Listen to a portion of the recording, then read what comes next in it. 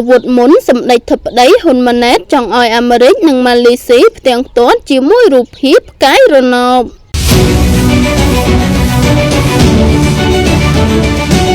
តាមរយៈការសន្ទនាតាមទូរស័ព្ទជាមួយលោកដូណាល់ត្រាំប្រធានាធិបតីអាមេរិកនិងលោកអ៊ីនវ៉ាអ៊ីនប្រាហ៊ីមនាយករដ្ឋមន្ត្រីម៉ាឡេស៊ីសម្ដេចធិបតីហ៊ុនម៉ាណែតបានលើកឡើងថាចំពោះហេតុការណ៍បាញ់ប្រហារនៅរុស្ស៊ីថ្ងៃទី7 ខែធ្នូឆ្នាំ2025ដែលបានបណ្ដាលឲ្យមានការផ្ទុះការប្រយុទ្ធជាថ្មីរវាងប្រទេសទាំងពីរសម្ដេចបានផ្ដល់យោបល់ថាកងទ័ពឬស្ថាប័នជំនាញរបស់សហរដ្ឋអាមេរិកនិងប្រទេសម៉ាឡេស៊ីអាចប្រើសមត្ថភាពប្រមូលព័ត៌មានរបស់ពួកគេដូចជារូបភាពផ្កាយរណបដែលបានថតអំឡុងពេលនោះនិងក្រោយពេលនោះរយៈពេល24ម៉ោងដើម្បីផ្ទាំងទាត់ថាតើភាគីណាបាញ់មុន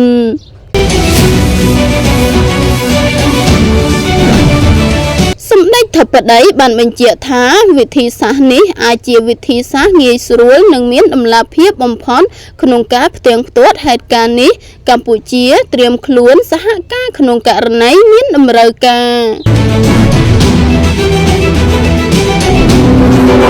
ទន្ទឹមគ្នានេះសម្ដេចធិបតីក៏បានថ្លែងអំណរគុណលោកទាំងពីរចំពោះការខិតខំប្រឹងប្រែងជាបន្តបន្ទាប់សម្ដៅសម្រេចឲ្យបាននូវសន្តិភាពយូរអង្វែងរវាងកម្ពុជានិងថៃ